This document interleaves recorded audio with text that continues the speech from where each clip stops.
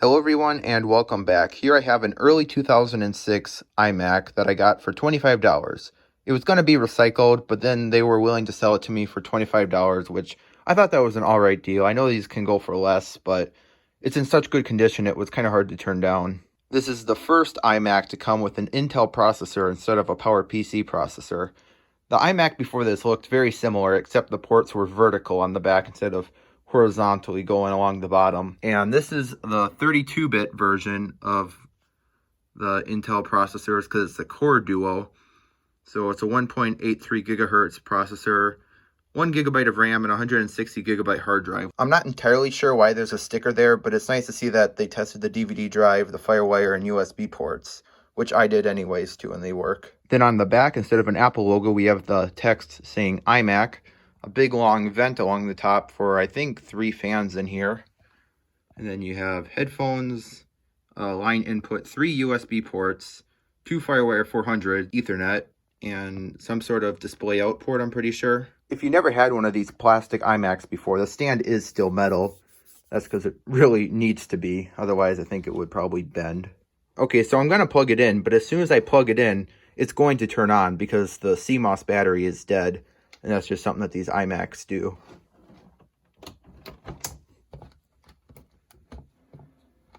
And there's a white light there.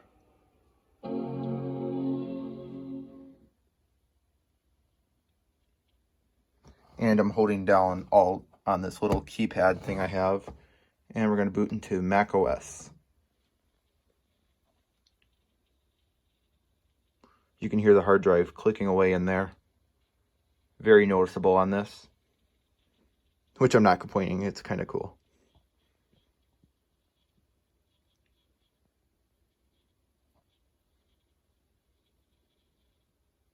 Yeah, and it says that the date was set back because it can't keep up with the time because the battery's dead. Okay, so it's all booted up. I connected it to my Wi-Fi network and I set the date and time just so things work properly. And it normally would come up and ask what Wi-Fi you want to connect to because the CMOS battery is dead. It would come up as soon as you booted it up, but I have that turned off just so it didn't. And as you can tell, we're running macOS Snow Leopard 10.6.8.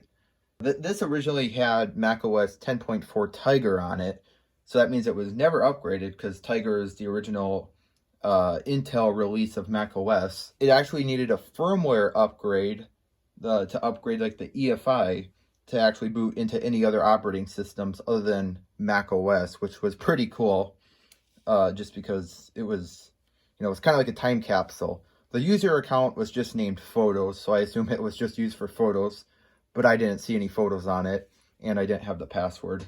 I know there's a workaround for passwords and stuff, but I just didn't feel like messing with it, so I put macOS Snow Leopard on here. And you're probably saying, hey, can't these go up to Lion? Not this one. This is the early 2006 iMac that does not have a 64-bit CPU, so it's very limited. So this is the latest version of macOS it can run, so you had macOS 10.4, 10.5, and 10.6, and this is the absolute latest macOS you can run on here, unless you were to upgrade the processor. So here we have the brightness, and as you can see, it works. Take note of that. And it's pretty snappy on macOS Snow Leopard, but it should be because macOS Snow Leopard is pretty light, and it's kind of hard to make it not run good, so. And let's open up iCal. I don't have a whole lot on here, just because I haven't messed with it much. Let's take a look in the applications. I have iMovie HD, which that loads up very quickly for some reason. You think that would take a bit. Probably because it was meant for PowerPC Macs. Yeah, 2006. So this is probably like the original version of iMovie that this can run. And I also have the web browser, I also have the web browser Interweb, which is made by Wiknix, I think. And it's based on 10.4 Fox, which is based on Firefox. And it works pretty good. It's definitely a little bit behind. Some websites don't load, but if you just go to Wikipedia, Oh, it's going to search it with Bing. All right, and here we go into Wikipedia. It's much more usable than Safari, but I can tell it doesn't run properly. It's definitely, I don't know how to say it, the performance is less than the iMac should have. I just don't think it's optimized very well, which certainly doesn't help running this interweb web browser on PowerPC processors, which it's just called interweb PPC. And it's just not very optimized, but it does work. So that's about it in macOS Snow Leopard. I don't have much more to show here. So let's go ahead and restart it into Windows. And it didn't recognize I was holding down Option. Just a second. Okay, so here we are into the boot picker. Let's go ahead and install Windows, or boot Windows, I should say. And we have Windows 7. It's probably the best version you could run on here. It's a nice balance between modern and performance. Get good performance compared to like Windows 10. Which may be a video in the future. If you want to see Windows 10 running on this, let me know. You're going to see a lot of loading.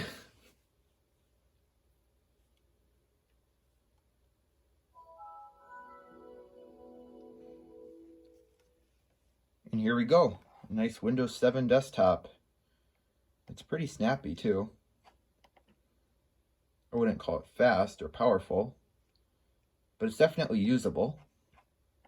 And this is a great way to get a modern web browser like Supermium, which has much better performance than Interweb on macOS.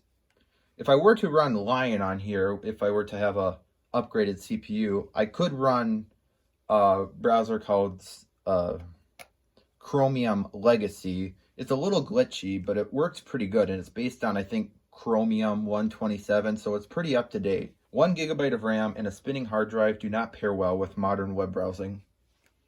I could put 2 GB of RAM in here, but I just don't see the point, because it's not like I'm doing any heavy web browsing on here or anything. So let's go to Wikipedia again.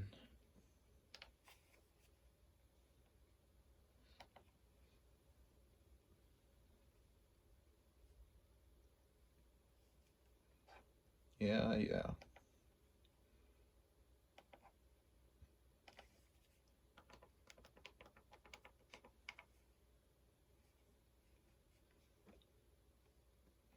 And it's pretty usable, really. It's slow, but you can get around the web on here. It's better than a netbook. I could say that. Let's give YouTube a shot.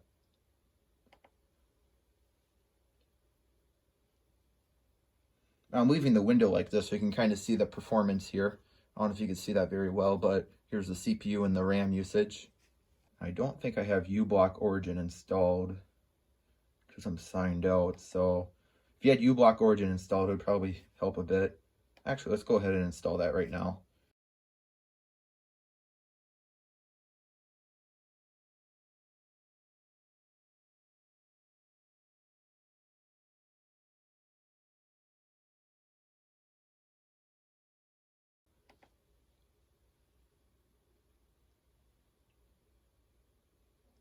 Hello everyone and welcome back. Today we are going to be swapping the CPUs between this Dell Dimension 4600.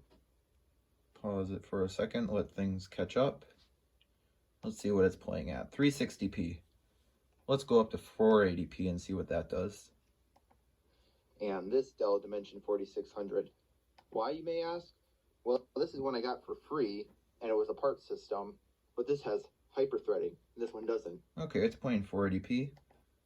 Well, let's bump it up to 720p. 720p 60. I don't know if it's going to play that or not. Which helps out quite a bit when trying to go. Yeah, 60 FPS is definitely making it struggle. Pentium 4 2.8 gigahertz. So let's open up Supermium. And let's see what it does. Okay, so this is just a normal Pentium 4 2.8 gigahertz. So let's open up Supermium. which I never had a chance to make a video. All right, hold on. Let's install one more extension.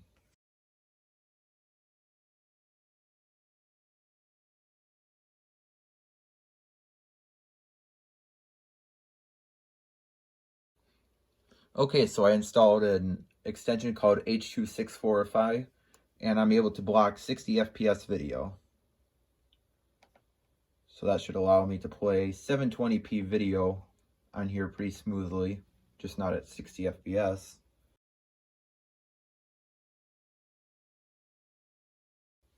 Today we are going to be swapping the CPUs between this Dell Dimension 4600 and this Dell Dimension 4600. Why, you may ask? Well, this is one I got for free, and it was a part system, but this has hyper-threading. Alright, so it seems to be playing a bit better. It kind of looks like crap for some reason. It actually looks more like 360p, but it does say 720p down here. And 720p is the max with that enabled, the H.264. So, yeah, YouTube works on here. Not the greatest experience, but if you were to just leave this in the corner and you were to play YouTube on it, play through a playlist or something, it wouldn't be the worst. And the speakers are halfway decent, so there's that. So I know Macs were never intended for gaming, but I have Gary's mod on here. I copied it over from my Steam library, since Steam doesn't really work on Windows 7 anymore without some modifications and stuff. So I just copied it over. I have a special thing in here that simulates Steam. I bought it, so I don't think this is considered pirating. So let's go ahead and launch it. I'm not sure how I can add stuff to the game without Steam, but I think there's a way. But let's just go ahead and load into one of the default maps and see how it works. Okay, so here we are on the main menu. Let's start a new game. And we'll do the construction map and start that.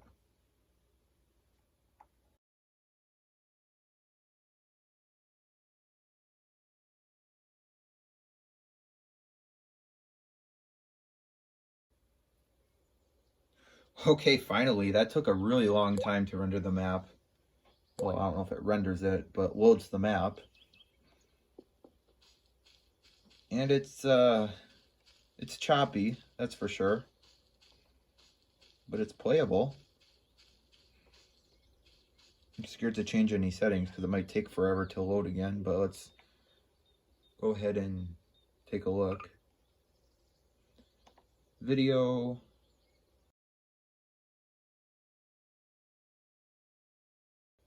I usually don't look into these settings too much because usually it runs fine because it's such a lightweight game, but on this it struggles a bit. So let's apply that. All right, it finally changed. When it's sitting there loading, it freezes up and you hear the loop of the birds playing in the background. It sounds like the computer's squeaking. Yeah, it might be running a little bit better. You can't expect much from a 128 megabyte GPU. But this is very playable. I would happily play Gary's mod on this, actually. But I wouldn't happily play Gary's mod on this for one reason. And the reason is there's something I have disabled for startup, and that's the Bootcamp control panel. What does the Bootcamp control panel do? Well, let me go ahead and open it up here in the control panel, but get the Bootcamp control panel open. Here it is, Bootcamp. And if you don't know what Bootcamp is, it's basically the utility that lets you install Windows. And Bootcamp is essentially the drivers too. And it brings up this. And one thing that bothers me is the brightness is absolutely on max. Okay, so why don't you just, move this slider down? Well, let me go ahead and show you what happens when I do.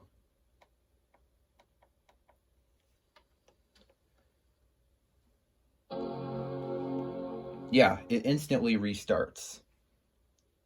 Could we have some info on this? So there's obviously something that's not playing along nicely with the hardware in this Mac. I do not understand what it could be because this is the Bootcamp version that was for this Mac. I tried Bootcamp 2 and Bootcamp 3, and I have Bootcamp 3 installed, and I don't think it's even a Bootcamp problem, because if I had Linux, I had Linux Mint Debian Edition 32-bit running on here. It runs fine off of a USB drive, but as soon as I turn the brightness down for Macs, it completely restarts. So if you have any idea why that is, please let me know, because that's driving me nuts.